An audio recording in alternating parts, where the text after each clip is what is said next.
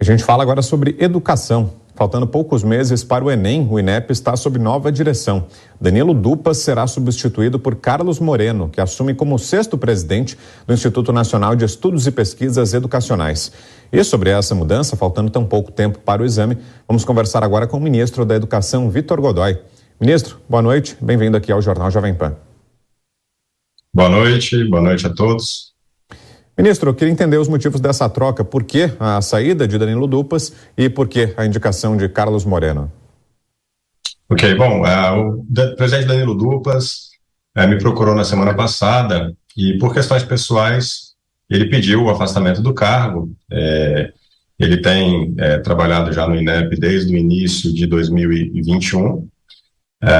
É um trabalho que exige muito, né? E ele também, com a família aqui em Brasília, decidiu, né, voltar para São Paulo, que é a cidade dele. Ele tem também outros compromissos profissionais que ele assumiu e ele pediu, então, essa licença para tratar interesses pessoais. E a escolha do Moreno, ela vem pelo Moreno ser um servidor que já tem bastante experiência. Ele tem 38 anos de atuação no INEP, conhece bastante todos os processos, os exames, avaliações. Há 10 anos ele toca os processos de avaliação do Censo da Educação Básica, o Censo da Educação Superior.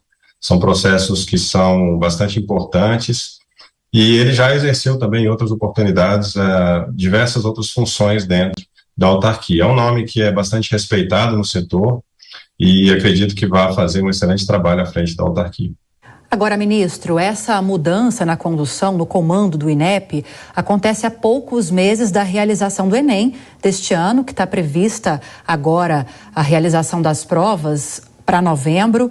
De alguma forma, essa mudança pode impactar na realização do exame? A gente está falando de um dos principais instrumentos de acesso aqui no Brasil ao ensino superior. Não vai haver impacto, eu vou explicar por quê. O processo de realização do Enem é bastante complexo e ele começa já há bastante tempo. Então, desde o planejamento, a elaboração da prova é um procedimento que é bastante longo dentro da autarquia e é justamente nesse ponto que a gente se encontra. Quer dizer, a prova ela já está elaborada, né, já foi totalmente concluída, e agora a gente entra numa segunda fase, que é a fase da aplicação da logística. Então a gente tem a impressão agora das provas pelas gráficas, a gente envia essa prova que foi elaborada no ambiente seguro do INEP, a gráfica faz a impressão, entrega isso aos correios, que fazem então a logística de distribuição dessas provas até os locais de aplicação, e as aplicadoras, que são as consorciadas, né, contratadas pelo INEP, fazem então essa aplicação, né? A prova vai ser realizada em 13 e 20 de novembro agora, e a gente tem já, então, bastante tranquilidade para conduzir esses processos de maneira normal, sem nenhum impacto para todos os estudantes brasileiros. Ministro, a pergunta agora é da nossa comentarista Cristina Gremel. Boa noite, ministro. Prazer conversar com o senhor. Eu queria mudar um pouquinho de assunto, mas seguir na linha das avaliações. A gente estava falando de Enem aqui e eu estou pensando nas avaliações das outras faixas de ensino, né? Ensino fundamental até ensino médio. Houve mudanças nessas avaliações, até em função de termos milhões de estudantes que ficaram aí quase 2 anos em casa e estão, obviamente, com um atraso no aprendizado? A gente teve um enorme desafio com o fechamento das escolas para realizar algumas avaliações importantes do INEP, como o SAEB, por exemplo. O SAEB é uma avaliação da educação básica realizada de maneira bienal, e esse ano agora nós fizemos essa aplicação com todos os desafios, né, do retorno à presencialidade, e tivemos sucesso nessa realização. A gente está agora no momento em que a gente encerra um ciclo, que é o ciclo do IDEB. Então a gente está justamente nesse momento discutindo como é que vai ser o novo indicador de avaliação da educação básica e também, por consequência, como que vão ser essas avaliações do sistema de educação básica, novo SAEB também. Isso tudo aliado também com a discussão que a gente tem feito da implementação do novo ensino médio, que também vai promover mudanças significativas no Enem. A gente tem, a partir de e 24 a conclusão da implementação do novo ensino médio, e isso vai ensejar uma alteração também significativa no Enem. Constantino. Boa noite, ministro. Uma preocupação muito grande de muitos brasileiros é com a doutrinação ideológica nessa pasta. Né? Historicamente, isso tem sido aí realmente um ambiente que a esquerda sempre utilizou na dor de braçada para poder fazer cabeça de jovens. E o Enem era um caso disso, né? Na Secretaria de Alfabetização, por exemplo, o secretário Carlos Nadalim tem levado a ciência para combater esse tipo de coisa. Como é que está a preocupação em relação ao uso do Enem para a doutrinação ideológica? Boa noite, Constantino. Esse ponto, acho que quando você fala, né, da ciência, é justamente essa a nossa linha.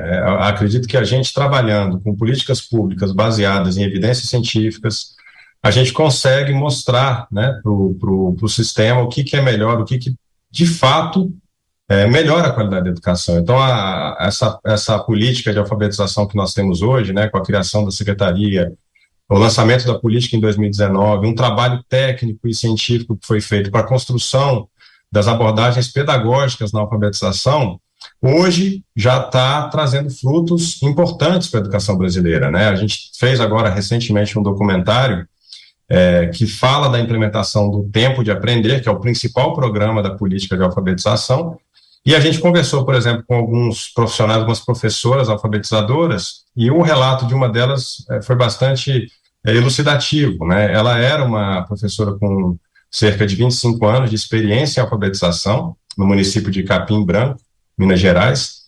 Ela levava cerca de 1 ano para alfabetizar sua turma, né? Até mais ou menos outubro do primeiro ano ela conseguia alfabetizar, o que é para o Brasil um resultado significativo, né? Já que a gente tem a meta no nosso currículo de concluir a alfabetização de uma criança no final do 2º ano.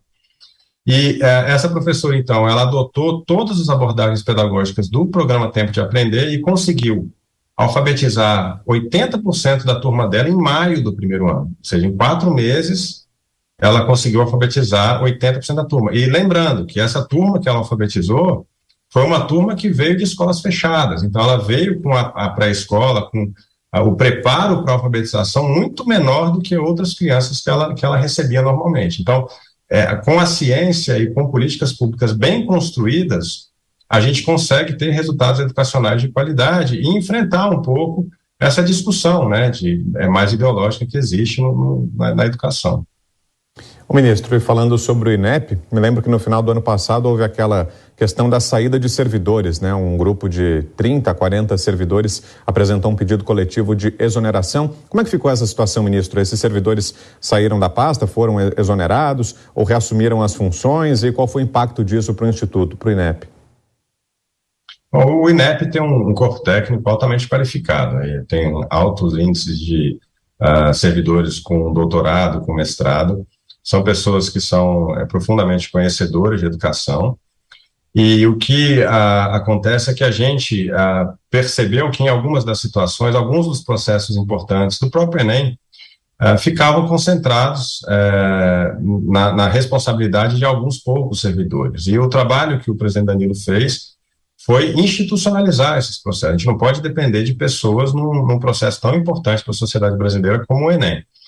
E aliado a isso, a gente também começou a trazer algum nível de governança para alguns processos que existiam dentro do INEP, em especial alguns pagamentos de benefício, de uma gratificação que alguns servidores recebiam, e isso naturalmente incomoda, né, porque você tira benefícios e se incomoda os servidores.